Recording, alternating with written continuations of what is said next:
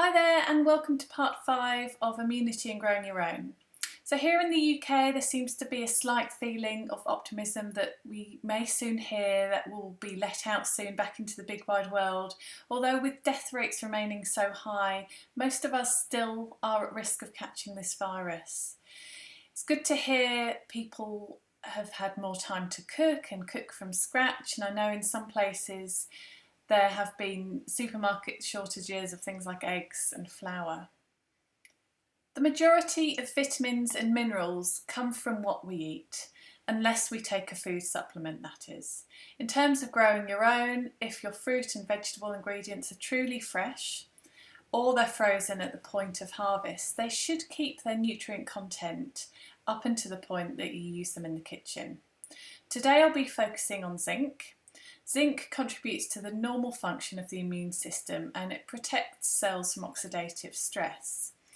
We can get zinc from a variety of foods, but by far the highest source is oysters, shortly followed by things like beef, other seafood like crab, lobster, and pork chops. The dark meat on chicken is quite a good source as well, but if you're vegetarian or vegan, we're looking at things like baked beans, breakfast cereals which are fortified, and pumpkin seeds. This week I've taken 3 of the 6 petty pan squash plants outside and put them in the planter. If you follow a vegetarian diet and get stuck with sources of zinc, you can actually save the seeds, dry them and then roast them to eat.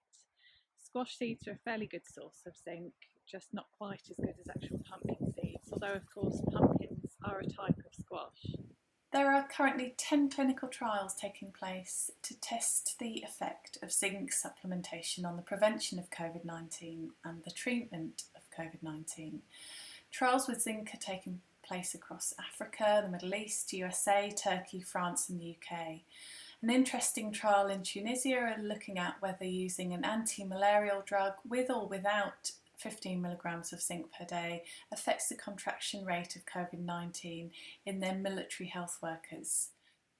Another trial in London is looking at the difference between treating suspected or proven COVID-19 cases with standard antiviral therapy versus anti-malarial, antibiotic and zinc supplements. They're using 125 milligrams of zinc twice a day for 10 days. As with other vitamins and minerals, we know that they're required for the function of the immune system. However, we don't know yet whether they have any effect on the impact of preventing or treating this exact COVID-19 infection.